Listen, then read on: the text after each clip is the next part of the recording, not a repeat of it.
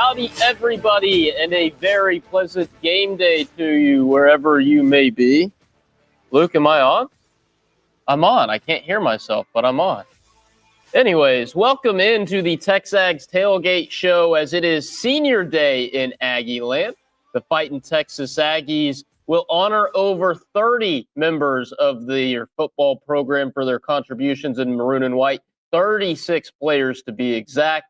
There's also a football game against Samford, 11 a.m. Central Time to kick off as the Fighting Texas Aggies host their regular season home finale today at Kyle Field. Howdy, everybody. I'm Richard Zane. We welcome you into the TexAgs Tailgate show brought to you by our good friends at Duck Camp. Just about 90 minutes to go until kickoff between the Ags and Bulldogs at Kyle Field. We appreciate you tuning in because we know you've got plenty of options this morning, whether that be college game day, big noon kickoff. So thanks for joining us here on the TexAgs Tailgate Show. Here's what you can expect over the next half hour on this program. In about a couple seconds, maybe a minute or two, we're going to go out to Kyle Field and check in with TexAgs Director of Content. You know him as the host of TexAgs Live Monday through Friday. It's David Nuno. He's down at field level. His warm-ups are underway, and the energy is starting to build outside. Elsewhere on this show, we don't have an SEC student-athlete availability report to keep you updated on, but we will give you some players to watch. We'll update some prize picks, player squares for this one. We'll also give you some games to watch around the country, make some predictions, and update you on what Bucky McMillan and company did last night. I know that's going to get our director-producer, Luke Evangelist, real excited. We're just moments away now from going out to Kyle Field to chat with David Nuno. But first, let's go ahead and pay some bills and give a ton of appreciation to our friends at Duck Camp for jumping on as the presenting sponsor of the TexAgs Tailgate Show.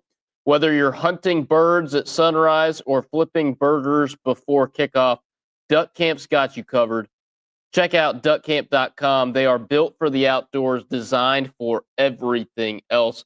And with that, let's go ahead and say howdy to David Nuno. He's off camera, but he is there. Howdy, Poppy. How are you?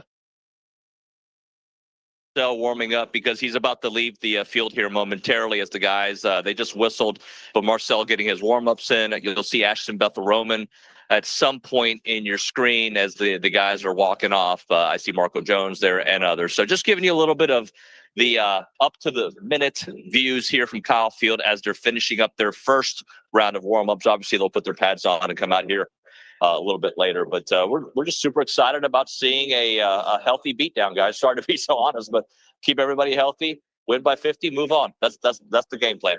Appreciate those pictures, David. You and Brian Jones, I'm assuming, helping us get some visuals on what some consider to be the Heisman Trophy frontrunner, regardless a Heisman Trophy candidate. And if he's able to pad some stats here this morning, he should be a Heisman Trophy finalist here in December.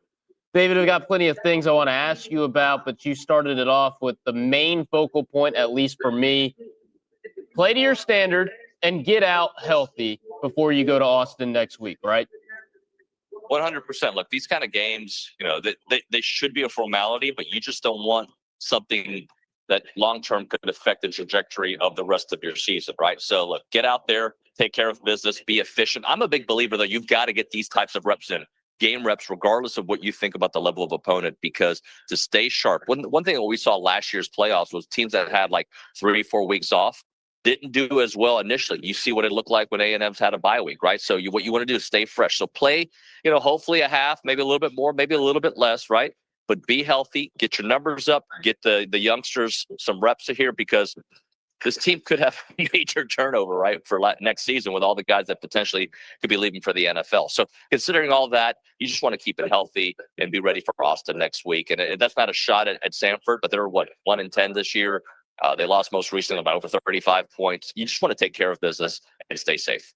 So when it comes to taking care of business for Marcel Reed, and I'll throw another guy in there who's also getting plenty of recognition. He's a finalist for a couple of national awards as well, Cassius Howe.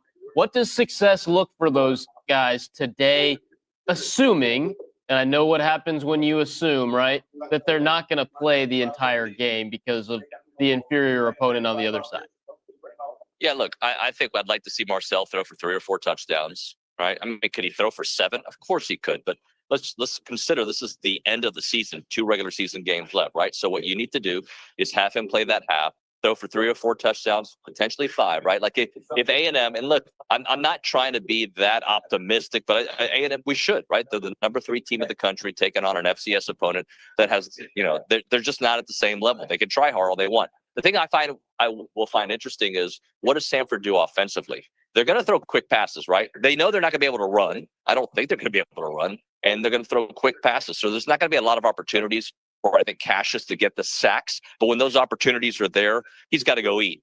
On the flip side, Marcel, just be efficient, go down the field 3-4 times, get 3-4 touchdowns. That's what I think to success looks like, is being, if not 90% scoring every time you're out on the field, 100% scoring to me would be. And look, and if they're not, what does the game look like? I don't think it has to be so black and white. Marcel has a couple of great throws down the field, and you just don't convert on a 3rd and 6. Let's just say, I'm not going to be over worried about that, because again, the caliber of opponent does play a role in it. I think we saw that last week. I also want to be watching out for this, Richard, the 11 a.m. kickoff.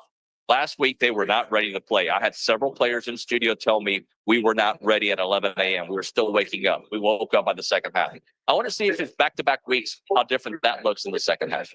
Yeah, I think we'll see the head coach, Mike Elko. He will make sure those alarm clocks were set for a bright and early kick here at Kyle Field. You showed us earlier Ashton Bethel Roman finishing up his warm-ups. You go back to last week, he kind of had an ankle injury in that 3rd quarter. He obviously came back, played the game, but that's a segue into who I'm going to ask you about next. Have you seen anything from Mario Craver and Reuben Owens? We obviously saw them come up lame a little bit against the Gamecocks. And then the third name, a name we've been waiting to see since Florida, Le'Veon Moss. Do you know the latest regarding number 8 status? No, we haven't seen any of those 3 at all. Like, we have not seen them. That does not mean that they're not going to be coming out here for warm-ups. I would not be surprised to see a suited-up Le'Veon Moss go through some initial warm-ups but not play in the game. I would not be surprised to see that from Mario Craver. And who was the third name? I'm sorry? Reuben Owens. Sorry, Reuben Owens. Yeah, I think all 3 of those guys, we could see them go through warm-ups and not play. And then maybe be in street clothes a little bit later, right? Like, I would not be surprised by any scenario, because there's no reason to play any of those guys today. There's just no reason at all. You should be able to take care of business with E.J. Smith, everybody, Morrow. You should be fine. Wide receiver-wise, we saw what Isaiah Williams did last week. ABR is more than capable. So I don't think you need those guys to play in this game, but I'd be interested to see if they do it through any kind of warm-ups, just to kind of give you a sense of how close they are. But if you don't see them out of warm-ups, I don't think it means anything for next week. You mentioned E.J. Smith and Jamari Moore. I'll go ahead and throw in Amari Daniels as well. After all, it is his senior day. And as it relates to Reuben Owens, a chance encounter with him on campus yesterday afternoon while we were setting the scene. Straight up, I was just asking him. I wanted to know how he was doing. Hey, David, how you doing? Hey, Luke, how you doing? And Reuben said, "Oh, I'm good. I'll be fine." He thought I was asking about his injury. So maybe we'll see For So Crazy a little bit later on today as well. That'd be awesome news. David, senior day. 36 guys are being honored. Casey Concepcion and Turian York are among those guys. They obviously have eligibility if they choose to return.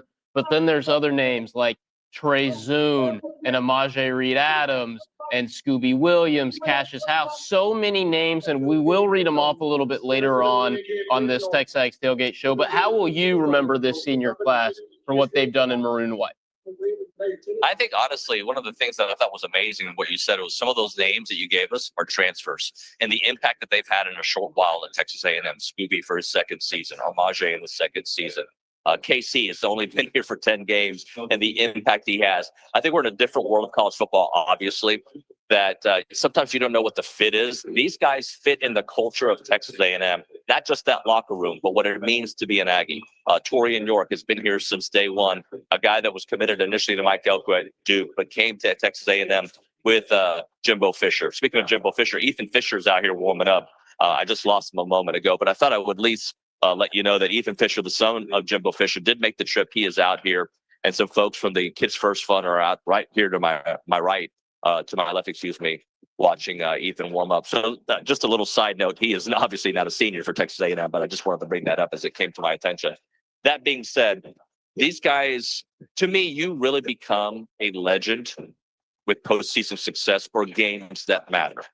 And when you look at what those guys have done with the way Torian played in Missouri and other games, the way KC had that punt return for a touchdown against LSU and all the other dramatic parts of the season he has had. When you talk about Scooby and his ability to make huge plays for this team and how he played last season injured from the first game on, right? Like just those things, I think their lasting legacy is still to be determined, but they've already reached a level of heroics and love for this program that is going to be remembered for a long, long time.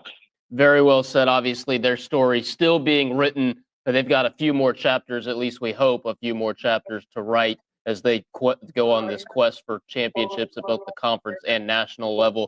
And I really like that you pointed out that Ethan Fisher's here. I think that's super cool. For those of you that aren't aware, he's a freshman kicker at Samford. He's number 21, obviously the son of former Texas A&M head coach Jimbo Fisher. David, earlier this morning, I saw a thread on TexAgs. Some TexAgs posters are planning to still donate to Kids First Fund the score of today's game and continue to give back to that incredible charity as they fight for a cure for Fanconi anemia. That's awesome news. Not shocking, knowing what our Aggie family does on a daily basis. Hey, Richard, can I tell you a funny story? Go for it. So I told this yesterday, but I'll tell it again. And this is just, I spoke at the 12th Man Foundation dinner yesterday, and we had a great time, and I was the MC for the event. But I wore a blue suit. If you look around here, Samford wears blue and white. That's exactly what I wore yesterday. Everybody else in attendance was in maroon and white, right? But I was the one in blue, and I caught myself mid-sentence saying, what happened? And if you remember, Richard, I actually wore a khaki shirt to Missouri. And when I walked up to the stadium, everybody was in yellow and black, and it looked like I was wearing yellow and black, so I had to change. So today I'm wearing black, a TexAgs quarter zip, right? So, and I got, I guess, fake maroon pants. They're really not maroon; they're more salmon color, but regardless, it fits for the moment. So I did color coordinate today, although recently I haven't been color coordinating. That's a good job. I'm glad you're well dressed. Although I think a blue suit for a Friday event, that fits. I think you were probably extremely well dressed. And I know you were well dressed.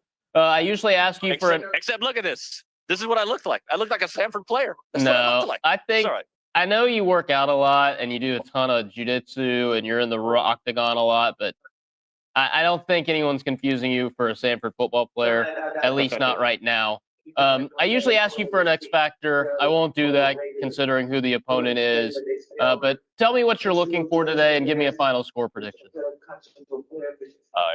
Final score prediction. Let's just go 55-7.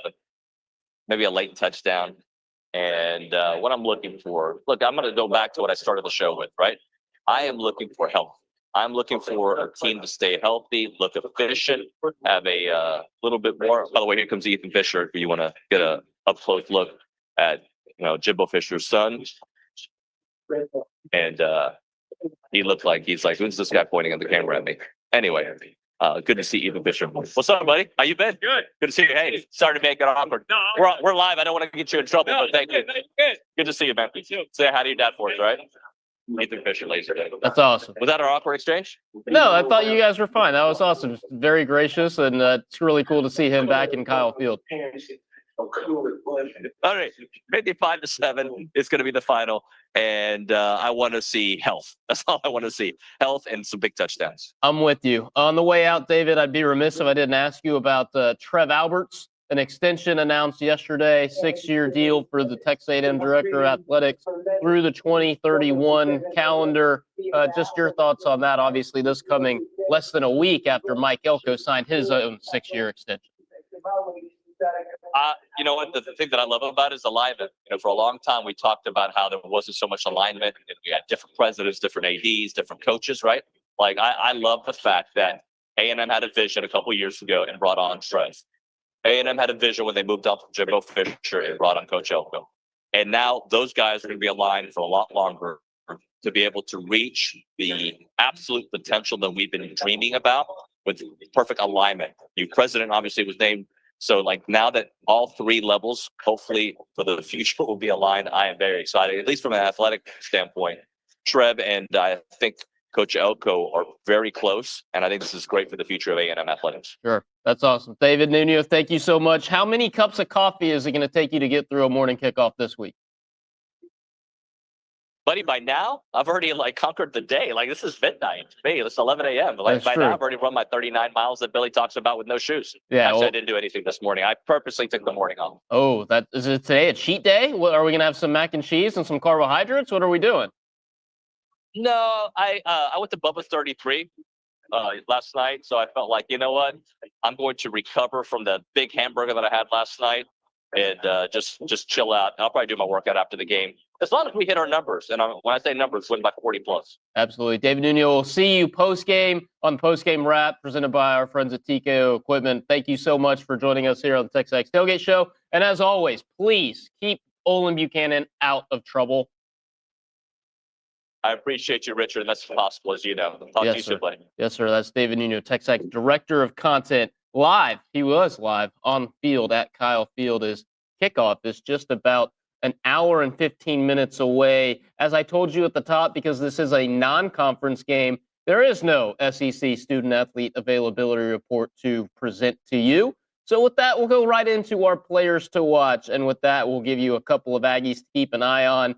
And it is the low-hanging fruit because I'm looking for guys who are trying to pad their stats, improve their resumes for national awards and All-American honors. I'll go on offense first. The quarterback, number 10, Marcel Reed, okay? He has thrown for 2,632 yards. He's got 22 passing touchdowns, 8 picks. He's also run for 391 and 6 scores. He had a career-best 439 passing yards last week in the comeback against South Carolina. So far this year, he is 13th in the nation in total offense per game at 302.3. Just for comparison's sake, because we are comparing resumes at this point, Fernando Mendoza is 39th nationally, Julian Sayin is 32nd nationally, and Haynes King leads the country at 340.7. Really interesting that we could have a pair of Aggies, one current, one former at A&M in New York for the Heisman Trophy ceremony. Also, Marcel Reed, 15th in total offense at 3,023 yards. Mendoza, 25th. Sayin, 32nd. Haynes King, 9th. On the defensive side, it's the guy who is second nationally in sacks with 11.5. It's the defensive end from Bowling Green, Cassius Howe, on his senior day. Perhaps the final opportunity to see him in maroon and white at Kyle Field. Obviously, we know there is a chance we're playing a first-round playoff game in Aggie land here in December. We don't want to speak that into existence. We are simply acknowledging that it is a possibility. So this could be your last chance to see number 9 wreaking havoc on opposing defenses. One more sack for Cassius Howe will equal Myles Garrett for the most in the SEC era. 2 more moves him into the top 10 on A&M's all-time single-season list. Obviously, Jacob Green's 20 in 1979 lead the way. Von Miller is second with 17. And then Ray Childress and John Roper are tied for third with 15 in a single season. John Roper did it twice. On the Samford side, I've got on offense Vance Nicholas, a tight end. Not for anything he's done on the field so far this year. He's got 1 reception for 21 yards. But if that name sounded familiar, it is because he's the grandson of the Golden Bear, Jack Nicholas. How about this for some stats?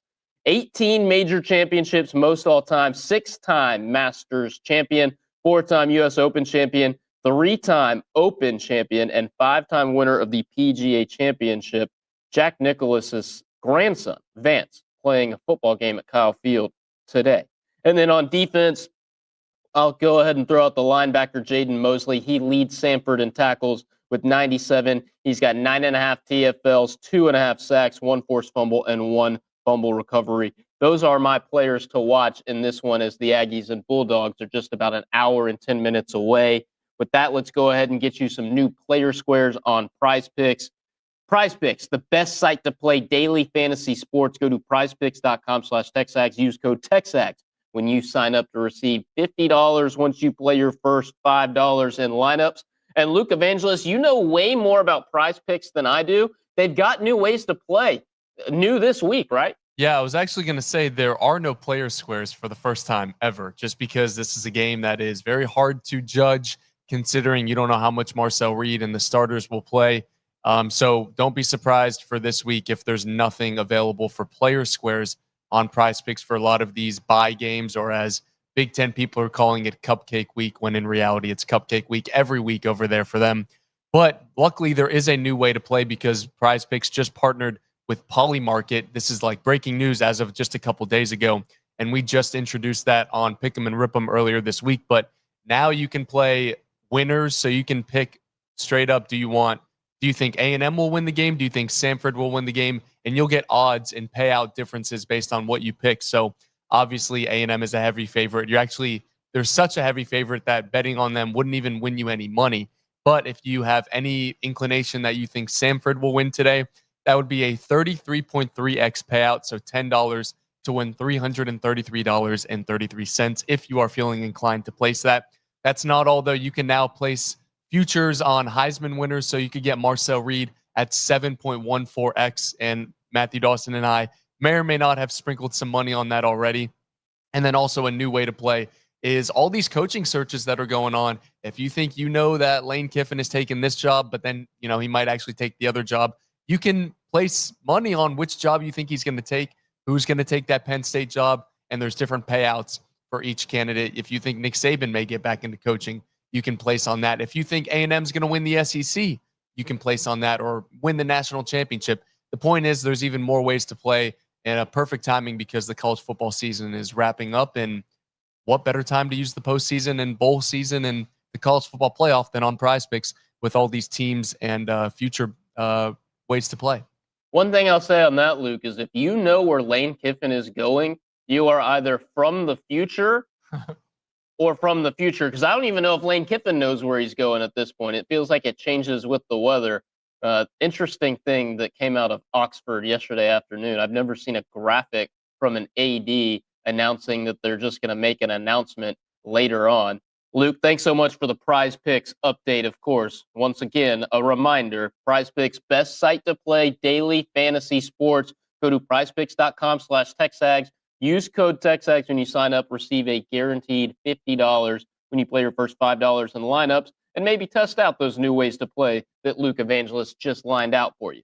All right, so as you know on TexAgs, we've got wall-to-wall content daily on Texas A&M athletics. Throughout the week, we always have premier guests. You know them, Marty Smith, Billy Lucci, Josh Pate, premier, not necessarily in that order. A lot of those interviews come on TexAgs Live, which you can find daily Monday through Friday, 8 a.m. to 11 a.m., although next week with the holiday, things get a little weird. We want to highlight some of those perspectives that have been shared on our airwaves throughout the week. The big news on Saturday before A&M's big comeback was that Mike Elko was finalizing an extension and a salary increase at Texas A&M. That news became official as Elko signed on the dotted line post-game. 6-year deal. His salary is going to go up to $11.5 million annually, according to Billy Lucci. Elko talked about it on Monday, but during Monday's edition of TexAgs Live, ESPN's Marty Smith also reacted to Mike Elko's extension. Here's what he had to say. And then Elko getting the extension, I was not worried that he was going to leave for Penn State, but it is nice to have that kind of out, right? We don't have to worry about it. He's going to be paid as one of the top coaches in college football. Billy said yesterday on the show that he's got an escalator clause, I think, that every time he makes the playoffs, he gets an extra year added to his contract. I think that's a win-win for everybody involved. Yeah, especially there, with the resources you guys have and the disappointment you've experienced in recent years, to have a guy that is producing against elite opponents and accruing elite talent and winning, you got to keep him, whatever it takes. And it is great for you guys that he made that decision and that it's done. We're going to stick with Marty for some more because Marcel Reed's playing like a Heisman finalist. We've talked about him a ton already on this show. But Mr. Smith thinks number 10 has done enough to at least earn himself an invite to New York City, if not ultimately win the award. Marty, you think Marcel's done enough to get to New York? I do. I do. I think he's done enough, and obviously, you guys being undefeated plays into that equation. But his statistics are fantastic. His leadership is obvious, and he is electric. And it's a year two, and this is not to. I'm not trying to dilute what he's done, but there is no clear-cut guy this year, and so that helps as well. In my estimation, yes, he could certainly be among those four. Even Pat McAfee was sticking up for Marcel Reed earlier this morning on College Game Day. Some of the talking heads were trying to say the Heisman was going to the Big Ten. Pat McAfee said not so fast. We'll do some more talking about Marcel Reed here because, as Luke Evangelist as well knows, the chants are too loud to ignore. He's garnering attention from across the state and across the country, from talking heads across the league, especially after Ty Simpson kind of bowed out of the Heisman race after losing to Oklahoma last week in Tuscaloosa. Look, I think Marcel Reed's probably going to win SEC Offensive Player of the Year. I know that there's bigger things out there for him in terms of national awards and national recognition. There are some, even outside of College Station, that think he should be the favorite to win the Heisman Trophy. One of those is Michael Bratton. You know him as SEC Mike of that SEC podcast. Here's what SEC Mike had to say on why Marcel is his Heisman favorite. I think you just said it perfectly. What more can he do? I mean, we're literally the only undefeated team. We're nearly unstoppable on offense. The only time we can be stopped is when we stop ourselves. And yet he doesn't really get a lot of recognition nationally. I don't have any idea what that's about, but he should be at this point, I think, a finalist for the Heisman, if not the outright winner, if they finish the deal and beat Texas and win in the SEC championship game. But I know that the guy at Indiana, everybody's in love with him, but I don't know.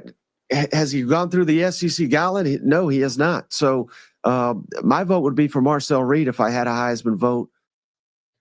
Funny enough, somebody inside the TexAgs office does have a Heisman vote, that being TexAgs columnist Olin Buchanan, who's probably getting himself into some trouble in the Texas A&M Kyle Field press box right now. Obviously, if you want to find those interviews with Marty Smith and SEC Mike and so many more, it's all available on demand right now for our TexAgs Premium subscribers, and there is not a better time to become a TexAgs Premium subscriber. As Luke knows, as I know, as David Nuno knows, and even as Billy Lucci knows, we've got so much content that you won't miss anything unless you're not a TexAgs Premium subscriber. You got to subscribe today. And Luke, I think we have another level to get to if Texas A&M goes to Atlanta and goes to the college football playoff. So you might be getting in on the ground floor if you sign up today, right? Yeah, there's always another level to go to, and there's just no better value in the business. I mean, you can go on TexAgs before a game, after a game, and just scroll forever because there's dozens of pieces of content. I mean, if you like football recruiting, what better place to check out what just happened last night and as the state playoffs go on than on TexAgs with Brawny and Jason Howe and Cade Draughton keeping up with that. And we've got basketball content. We've got baseball season coming up. There's just simply no better way to follow A&M sports than TexAgs. And if you're a student, you get a free premium membership. So make sure to take advantage of that. Yeah, it's not even 10 o'clock. I haven't even finished my first cup of coffee, and we already have 8 different pieces of new site content this morning. So with that, let's go ahead and move into our games to watch around the country. A lot of ranked matchups here this week. Number 22 at Mizzou, going to number 8 Oklahoma. The Sooners 6.5-point favorite. That one will kick off at 11 a.m. Central Time on ABC. Then there's a big one in Eugene. College Game Day is there. Number 15 USC at number 7 Oregon. The Ducks 10.5-point favorites. That line seems a little too big for my liking. That's going to get the treatment on CBS with Brad Nessler and company, 2:30 p.m. between the Trojans and Ducks. Luke, I like the Trojans to cover, man. I like the Trojans to cover in that one. All right, Olin Buchanan. Hey, yeah. I will say this. I do think that line is big too, but then I scrolled on Twitter and it's like every other tweet is about some USC starter being questionable or they don't know if they're going to play or maybe he won't play. So I don't know. I think USC winning that game would help A&M because Oregon is Indiana's signature win, but Look, I'm just excited for there to be a single big game in the Big Ten because it feels like a top 15 matchup happens like once a month in that league. Yeah, good for them. Happy for the guys in Big Ten country. Elsewhere in our league, Kentucky's at Vanderbilt. The 14th ranked Commodores 8.5-point favorites. And then Arkansas has got the chance to do the funniest thing ever as they go into Austin to face number 17 Texas. The Horns 9.5-point favorites. That one 2:30 p.m. kickoff on ABC. Pitt and Georgia Tech in Atlanta. The Yellow Jackets are ranked 16th. They're getting 2.5. And then the nightcap, not a great night slate this week.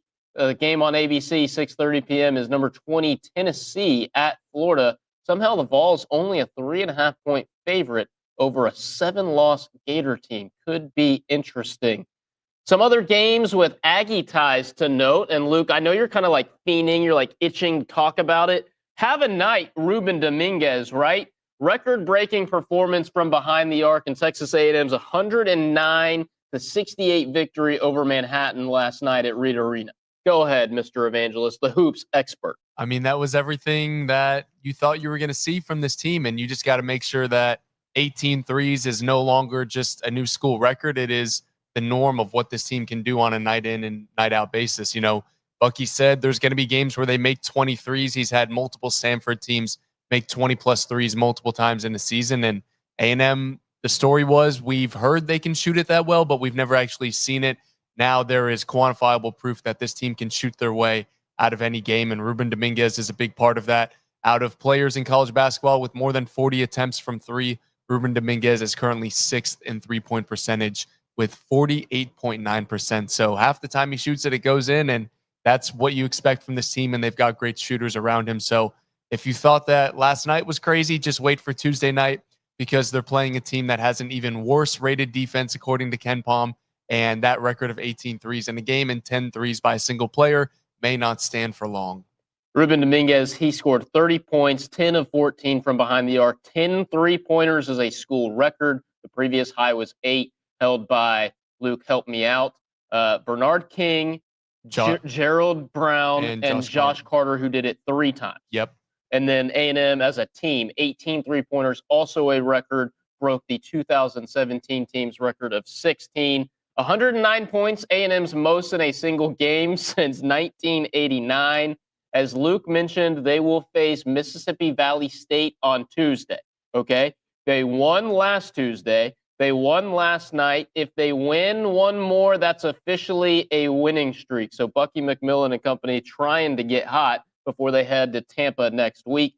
Speaking of a team that's already hot, Jamie Morrison and company, guys, they've won 10 in a row. They officially begin their postseason run tomorrow at 4 p.m. in the SEC tournament. The Ags are the 2 seed. They'll face either number 7 seed Georgia or number 15 seed Vanderbilt. The Bulldogs and Commodores play today at 4 p.m. Central Time. If you're trying to do some scouting, you'll have to stream that one on the SEC Network Plus.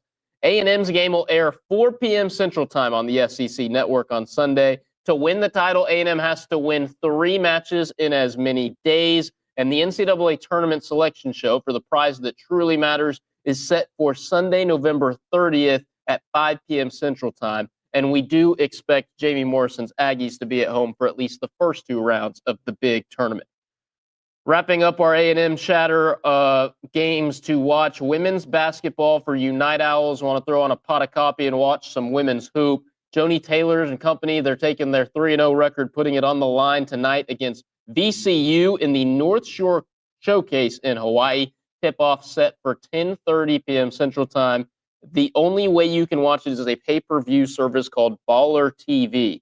This is the first of 3 for Joni Taylor's Ags in Hawaii. They play VCU tonight. They play UT Arlington. Shocker. They had to go across an ocean to play UT Arlington on Monday at 4 p.m. Central Time. Then they'll wrap up the North Shore Showcase against Colorado at 6 p.m. Central Time on Tuesday, I believe. I forgot to write the date down, Luke. That's my bad. I want to read you the list of Senior Day honorees before we get out of here on the TexAgs Tailgate Show. It's 36 players. 2 of them are scholarship guys with remaining eligibility. Torian York and KC Concepcion can come back if they choose. The other guys that are being honored today, the ceremony will begin at 10:30 a.m., so just about 25 minutes from now.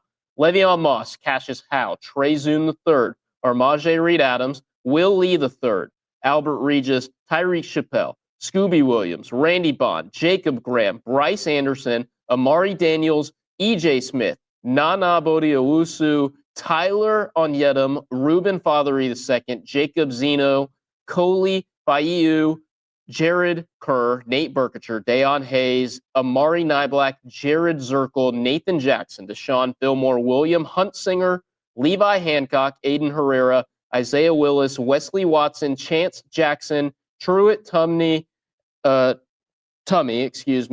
Preston Landis, and Johnny Ryder. Thank you to those 36 seniors for their contributions in maroon and white as they are honored today on Senior Day at Kyle Field. Time to wrap up this edition of the TexAgs Tailgate Show, brought to you by our friends at Duck Camp, with some predictions. As a reminder, we are 25-19 on the year after a 2-3 week last week. Got burned on Marcel playing turnover-free football. Ruben Owens getting into the end zone twice, and Cassius Howe getting 2 sacks. He did have one when it mattered most, but I got the most important one, and that was Texas A&M getting to a 10-win season for the first time since 2012. Prediction for today, Marcel Reed accounts for 4 first-half touchdowns. 2, Cassius Howe, at least 2 sacks today. Please help me out, number 9. Get into that national lead. Don't want to be wrong again. 3, I think we see Brady Hart under center at some point today. He's going to get some playing time, the true freshman from Cocoa, Florida. 4, I've been waiting a while, but I want to see Will Lee get his hands on a football and interception. We saw it against Texas after Thanksgiving last year. Today's Senior Day for Will Lee. Get your hands on a ball, get an interception. And then 5, how about 5 for an Aggie 50 burger, Luke Evangelist? Go ahead and put the fries in the bag, buddy. Thanks. In another life, maybe I was working at McDonald's, putting the fries in the bag. I agree with all those. 50 burger, honestly, why not 60? After we saw what Bucky McMillan's team did, why don't we just keep up in the ante and break some new scoring records? 60? Why not 70? Like 6, 7? Thanks, everyone, for watching this show. That's going to do it. Absolutely. It's a perfect way to wrap it up. We might get canceled. Thanks for tuning into this edition of the TexAgs Tailgate Show. Our thanks to our friends at Duck Camp for being the presenting sponsor of the TexAgs Tailgate Show. We'll be right here after the game, post-game wrap. David Nuno and 3 former players to break down A&M versus Samford. Post-game wrap presented by TKO Equipment. Until then, thanks so much. We'll catch you next week right here, and let's beat the hell out of Samford.